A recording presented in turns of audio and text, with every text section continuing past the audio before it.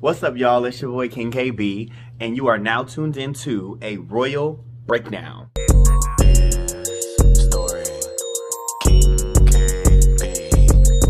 Today I'm going to do a royal breakdown of my most recent song, History, or Hisstory. Either way you pronounce it is correct. It's kind of a play on words in itself. That's why it has those two S's. Before we get started, I want to give you guys a little background information on the song.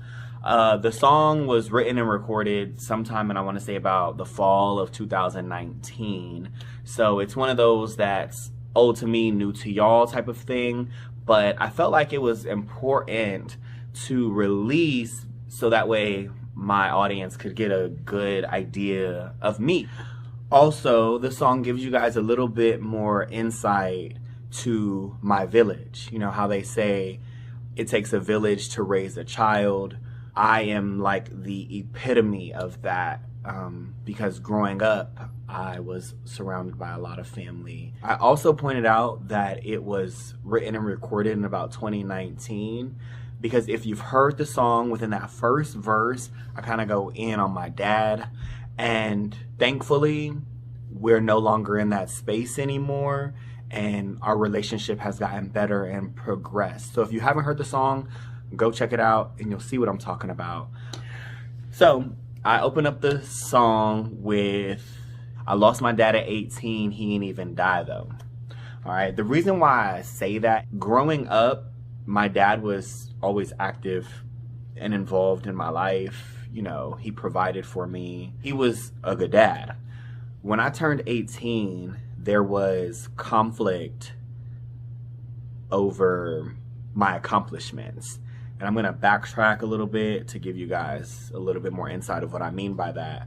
To make a long story short, when I graduated high school, I graduated with my high school diploma and my associate's degree simultaneously. And my dad wanted the degree or the diploma to be posted at his house. And as his son, I didn't have a problem with that. I was like, cool, like, fine and dandy, like. But there was one problem. It was already at my mom's house. So that in itself created a lot of friction because he felt like, you know, one or the other should be at his house. But then my mom had her reasons as to why they were going to stay at her house. And I was kind of like, well, you two should talk about that because I'm not going to get in the middle. I'm not going to like disrespect my mom to please my dad and vice versa. Like, I'm not going to do that. So I think y'all should figure it out because at the end of the day, to me personally, they're pieces of paper and I'm going to college. But my dad did not let it go. We ended up getting to a whole physical altercation over it. And yeah, from there, at that point in time is when I would say I lost my dad. It was a bad situation, but our relationship is getting better, so that's good. In the next part of the song, I talk about my stepdad. He's always been a really good father figure to me. He preached the importance of me trying to maintain that relationship with my dad.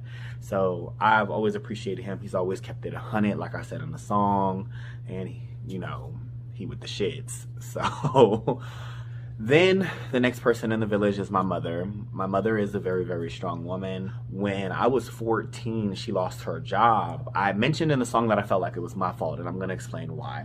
I would get on Facebook just to play the little Zynga games, you know, like the little cooking games and the little Farmville game and stuff like that. But my mom's job actually allowed her to work from home. And it was at one point in time during the summer, I took a picture of, she had like fell asleep on the couch and I posted it on Facebook. It was a quick post and delete, I must say.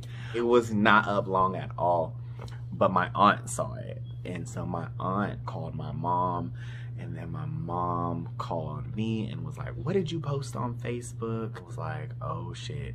I got in a ton of fucking trouble for that. But shortly after that, my mom lost her job. So I felt really, really guilty, and it just was a bad situation. The next person in the song that I mentioned is my grandmother. She played a very important role in my life because from about 3rd grade until 7th grade, I lived with her, and she really taught me a lot of life lessons.